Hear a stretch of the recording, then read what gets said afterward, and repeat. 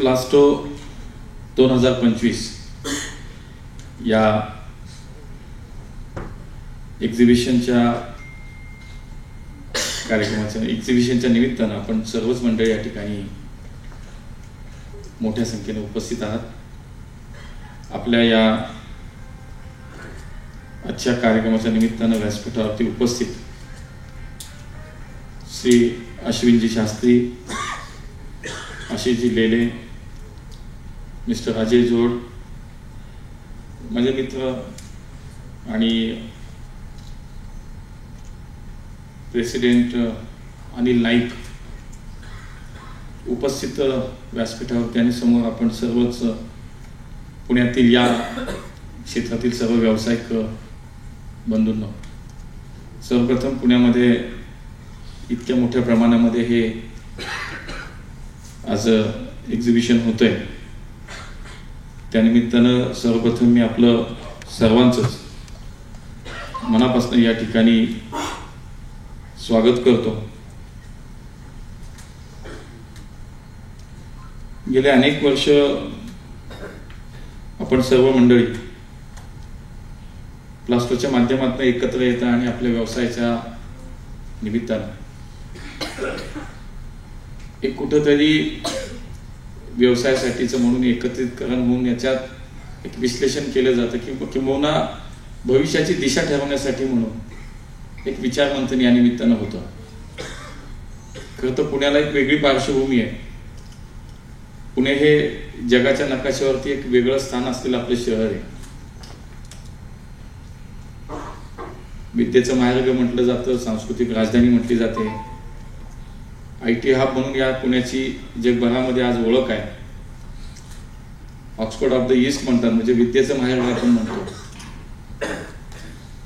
सर्वार्थानं एक विकासाच्या दृष्टीनं वेगानं वाटचाल करणार आपलं शहर आणि एक उद्योग क्षेत्राला सुद्धा मोठ्या प्रमाणात चालना देणारं शहर असं म्हटलं तर वावगं होणार नाही। मला अनिलचा फोन आला की असा आम्ही सगळेजण एकत्र येतो आणि दर 3 वर्षांनी हे एक्झिबिशन होतं, तर या वेळेला तू ये। खरं तर 3 वर्षापूर्वी सुद्धा पुण्यातच झालं होतं आणि त्यावेळेस मी महापौर होतो। मी म्हटलं एकदा चूक झाली, आता चूक नको। आणि अनिल अत्यंत चांगला मित्र आहे, माझा जवळचा मित्र आहे। अनेक वर्ष आम्ही एकत्र राहिलेलो आहे। आम्हाला जेव्हा मित्र म्हणून सगळे एकत्र भेटतो तेव्हा अनिलचा अभिमान वाटतो की अगदी शून्यातून प्रतिकूल परिस्थितीतून त्यांनी सुरू केलेला हा प्रवास पाहताना मनापासून आनंद वाटतो।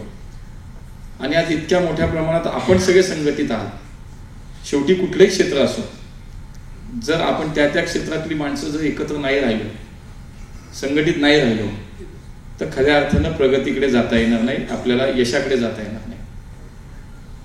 आणि म्हणून मला याचं महत्त्व जास्त वाटतं। मी पुण्याचा उल्लेख केला की पुणे हे वेगळं शहर म्हणून आज देशामध्ये त्याचं नाव घेतलं जातं।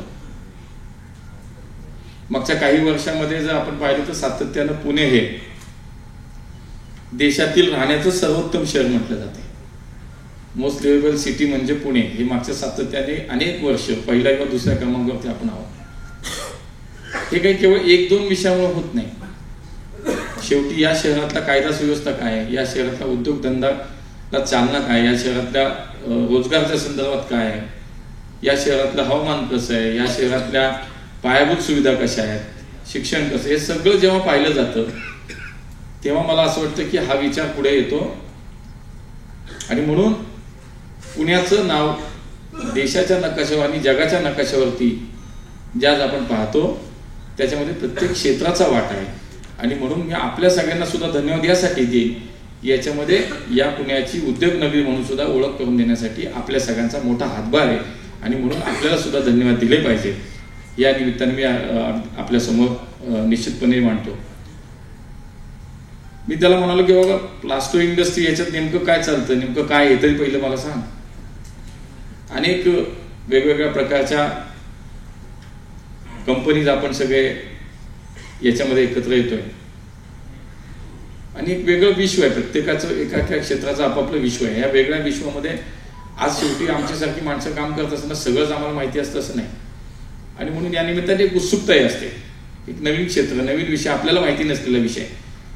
त्याला म्हटलं बा मी बोलायचं काय ते तरी सांगशील का नाही मला रस्ता पाणी ड्रेनेजवरती किती बोलायला सांगतात मी बोलून शकतो, काही अडचण नाही. पण एक आहे की उत्सुकता आहे आणि एक तर इथं आल्यानंतर ते मला पाहायला मिळतं की एवढं मोठ्या प्रमाणामध्ये आज या इंडस्ट्रीमध्ये आपण मंडळी काम करता. हे मला पुण्याचं वैभव वाटतं की पुण्यासाठी इतकी माणसं आपण आज या पुण्याच्या विकासाच्या या सगळ्या प्रगतीमध्ये किंबहुना या शहराच्या उद्योगनगरी म्हणून या शहराच्या आर्थिक प्रगतीमध्ये सुद्धा हातभार मोठ्या प्रमाणामध्ये लावत आहे.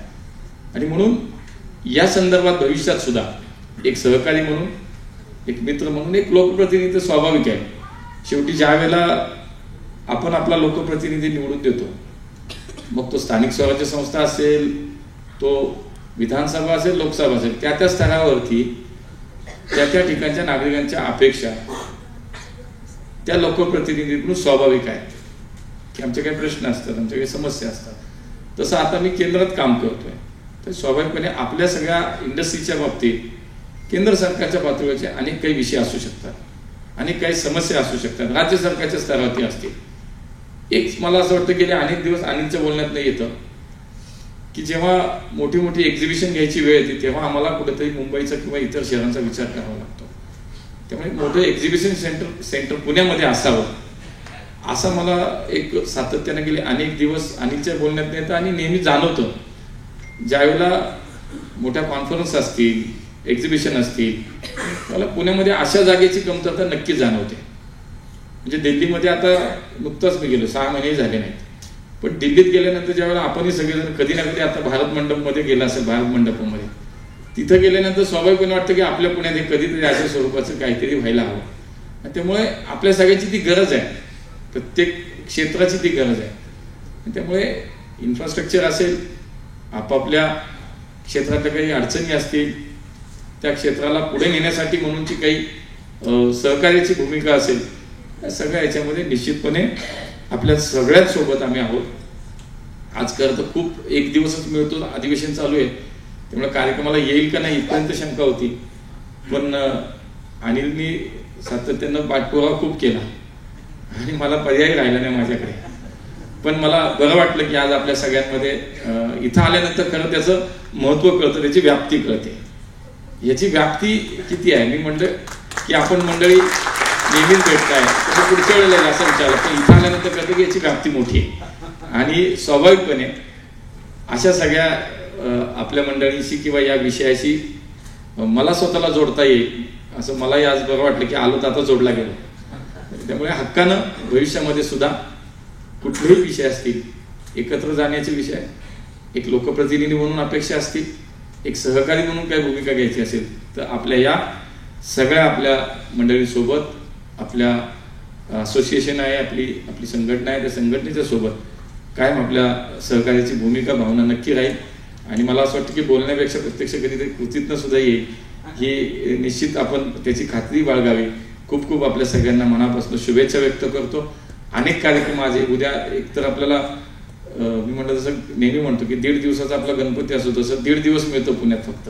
आणि अधिवेशनाच्या काळात तर वरती हेडमास्टर बसलेले आहेत आमचे, हजेरी असते आणि मग मात्र काही सुट्टी नाही. पण मग आता 1.5 दिवसात काय काय करायचं, म्हणून मग जेवढं जमेल तेवढं सगळं करायचं. तर त्यातला आजचा एक भाग आहे की मला टाळता येणार नव्हतं आणि टाळायचं नव्हतं, पण इथं आल्यानंतर खूप समाधान वाटतं, खूप बरं वाटतं की इतकी माणसं आमच्या या शहराचं किंवा एकूणच या राज्याचं, देशाचं नाव मोठं करण्यासाठी एक व्यावसायिक म्हणून आपण सगळे मंडळी काम करताय. आम्ही आपल्यासोबत कायम राहू, एवढंच या निमित्तानं खूप खूप शुभेच्छा.